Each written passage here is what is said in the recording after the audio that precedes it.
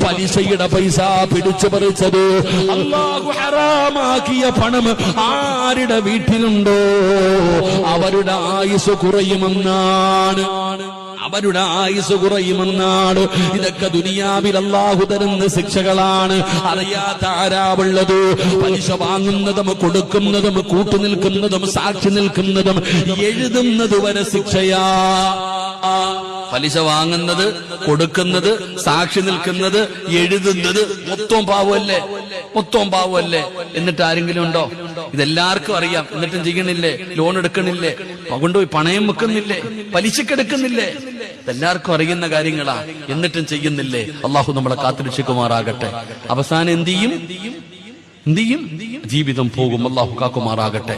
അതുകൊണ്ട് നമുക്ക് തെറ്റുമറിയാം, തെറ്റിന്റെ ശിക്ഷയും അറിയാം, ദുനിയാവിൽ കിട്ടുന്നതും ആഖിറത്തിൽ കിട്ടുന്നതും. അതുകൊണ്ട് അല്ലാഹു പറയുകയാ, നബിതങ്ങൾ പറയുകയാ, മക്കളെ തെറ്റ് ചെയ്യാൻ അവസരം കിട്ടുമ്പോ ഓർമ്മ വേണം, ഇത് അല്പനേരത്തെ സുഖം, ഒരല്പനേരത്തെ സന്തോഷം, ഇത് ഇത്തിരി കഴിഞ്ഞാൽ മാറും. പക്ഷെ വരാൻ പോകുന്ന നഷ്ടങ്ങളെ കുറിച്ച് ചിന്തിക്ക്. നിനക്ക് പിന്തിരിയാൻ കഴിയുമെന്ന് ആദരവായ പ്രവാചകൻ നബി മുഹമ്മദ് മുസ്തഫ.